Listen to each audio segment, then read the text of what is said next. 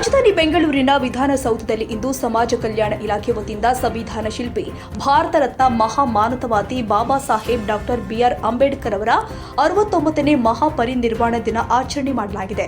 ಈ ವೇಳೆ ಸಿಎಂ ಸಿದ್ದರಾಮಯ್ಯ, ಉಪಮುಖ್ಯಮಂತ್ರಿ ಡಿಕೆ ಶಿವಕುಮಾರ್ ಮತ್ತು ಎಐಸಿಸಿ ಅಧ್ಯಕ್ಷ ಮಲ್ಲಿಕಾರ್ಜುನ ಖರ್ಗೆ ಅವರು ಅಂಬೇಡ್ಕರ್ ಅವರ ಪ್ರತಿಮೆಗೆ ಪುಷ್ಪ ನಮನ ಸಲ್ಲಿಸಿ ಗೌರವ ಸೂಚಿಸಿದರು. ಹಾಗೂ ಅಂಬೇಡ್ಕರ್ ಸೇನೆ ರಾಜ್ಯಾಧ್ಯಕ್ಷ ಪಿ ಮೂರ್ತಿ ಅವರು ಕೂಡ ಭಾಗಿಯಾಗಿ ಸಂವಿಧಾನ ಶಿಲ್ಪಿಗೆ ನಮಿಸಿ ವಂದಿಸಿದರು. ಇದೇ ಸಂದರ್ಭದಲ್ಲಿ ರಾಜಕೀಯ ಗಣ್ಯರು ಅಂಬೇಡ್ಕರ್ ಅವರ ಕೊಡುಗೆಗಳನ್ನು ಭಾಷಣದ ಮೂಲಕ ಹೇಳಿ ಅವರ ಸಾಧನೆಯನ್ನ ಕೊಂಡಾಡಿದ್ರು. ಈ ಸಂದರ್ಭದಲ್ಲಿ ಸಾಕಷ್ಟು ಮುಖಂಡರು ಉಪಸ್ಥಿತರಿದ್ದರು.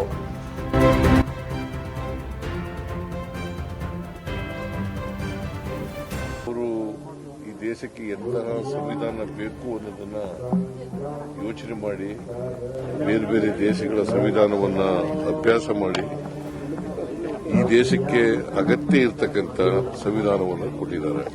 ಆ ಸಂವಿಧಾನ ಬಹಳ ಮುಖ್ಯವಾಗಿ ಇರ್ತಕ್ಕಂಥದ್ದು ನಮ್ಮಲ್ಲಿರ್ತಕ್ಕಂಥ ಸಾಮಾಜಿಕ ವ್ಯವಸ್ಥೆ ಬದಲಾವಣೆ ಆಗಬೇಕು, ಎಲ್ರಿಗೂ ಸಮಾನ ಅವಕಾಶಗಳು ಸಿಗಬೇಕು. ಸರ್, ಇವತ್ತು ಅಂಬೇಡ್ಕರ್ ಅವರ ಏನು ಸಂವಿಧಾನ ಶಿಲ್ಪಿ ಅಂಬೇಡ್ಕರ್ ಅಂತ ಹೇಳ್ತೀವಿ, ಮತ್ತೆ ಈ ಕಾರ್ಯಕ್ರಮದಲ್ಲಿ ಗಣ್ಯರೆಲ್ಲ ಭಾಗವಹಿಸಿದ್ರು, ನೀವು ಕೂಡ ಬಂದಿದ್ರಿ, ಏನಂತ ಹೇಳ್ತೀರಿ?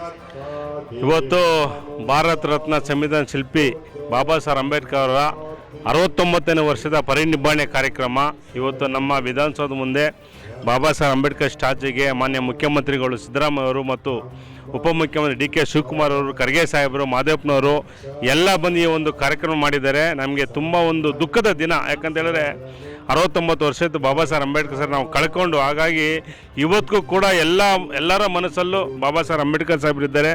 ಮತ್ತು ಬಾಬಾ ಸಾಹೇಬ್ ಅಂಬೇಡ್ಕರ್ ಸಾಹೇಬ್ ಹುಟ್ಟು ಬರಲಿ, ಯಾಕಂತ ಹೇಳಿದ್ರೆ ಇಡೀ ನಮ್ಮ ಭಾರತ ದೇಶದ ರೋಲ್ ಮಾಡ್ರು ಬಾಬಾ ಸಾಹೇಬ್ ಅಂಬೇಡ್ಕರ್ ಸಾಹೇಬರು. ಇವತ್ತು ಬಾಬಾ ಸಾಹೇಬ್ ಅಂಬೇಡ್ಕರ್ ಸಾಹೇಬರು ಕೊಟ್ಟಿರ್ತಕ್ಕಂಥ ಸಂವಿಧಾನದಲ್ಲಿ ನಾವೆಲ್ಲ ಬದುಕ್ತಾ ಇದ್ವಿ. ಇಡೀ ಭಾರತ ದೇಶ ಸಮೃದ್ಧಿಯಾಗಿ ಇದೆ ಅಂತ ಹೇಳಿದ್ರೆ ಅದಕ್ಕೆ ಕಾರಣ ಬಾಬಾ ಸಾಹೇಬ್ ಅಂಬೇಡ್ಕರ್ ಸಾಹೇಬರು. 1956 ಡಿಸೆಂಬರ್ 6ನೇ ತಾರೀಕು ಅಂದರೆ ಇವತ್ತು ಬಾಬಾ ಸಾಹೇಬ್ ಅಂಬೇಡ್ಕರ್ ಕೊನೆ ಉಸಿರಿದಂಥ ದಿನ. ಹಾಗಾಗಿ ಇವತ್ತು ಇಡೀ ಭಾರತ ದೇಶನೇ ಒಂದು ರೀತಿಯಲ್ಲಿ ದುಃಖ ಪಡ್ತದೆ, ಮೌನ ವಹಿಸ್ತದೆ. ಹಾಗಾಗಿ ಬಾಬಾ ಸಾಹೇಬ್ ಅಂಬೇಡ್ಕರ್ ಅವರ ಒಂದು ಕೊಡುಗೆಗಳು, ಅವರು ಮಾಡಿರ್ತಕ್ಕಂಥ ಕೆಲಸಗಳು ಮತ್ತು ಅವರ ಒಂದು ಸ್ಫೂರ್ತಿ ಇವತ್ತು ನಮಗೆಲ್ಲ. ಹಾಗಾಗಿ ಬಾಬಾ ಸಾಹೇಬ್ ಅಂಬೇಡ್ಕರ್ 69ನೇ ವರ್ಷ ಒಂದು ಪುಣ್ಯ ಸ್ಮರಣೆಗೆ ನಾನು ನಿಜವಲ್ಲೂ ತುಂಬ ಒಂದು ದುಃಖದಲ್ಲಿ ಹೇಳ್ತಾ ಇದ್ದೀನಿ. ಅಂಬೇಡ್ಕರ್ ಸಾಹೇಬರು ಇವತ್ತು ನಮ್ಮ ಮುಂದೆ ಇರಬೇಕಾಯಿತು, ಇಲ್ಲ ಆದರೂ ಕೂಡ ಅವ್ರು ಮಾಡಿರ್ತಕ್ಕಂಥ ಸಾಧನೆಗಳು ನಮ್ಮೆಲ್ಲರ ಜೊತೆಲಿ ಇದೆ ಅಂತ ಹೇಳಕ್ಕೆ ಇಷ್ಟಪಡ್ತೀನಿ. ಬಾಬಾ ಸಾಹೇಬ್ ಅಂಬೇಡ್ಕರ್ ಅವರ ಪಾದಕ್ಕೆ ನಮಸ್ಕರಿಸುತ್ತಾ ಶ್ರದ್ಧಾಂಜಲಿ ಸಲ್ಲಿಸ್ತಾ ನಮಸ್ಕಾರ. ಜೈ ಭೀಮ್. ಬಾಬಾ ಸಾಹೇಬ್ ಅಂಬೇಡ್ಕರ್ ಅವರು ಈ ದೇಶಕ್ಕೆ ಸಂವಿಧಾನ ಕೊಟ್ಟರು.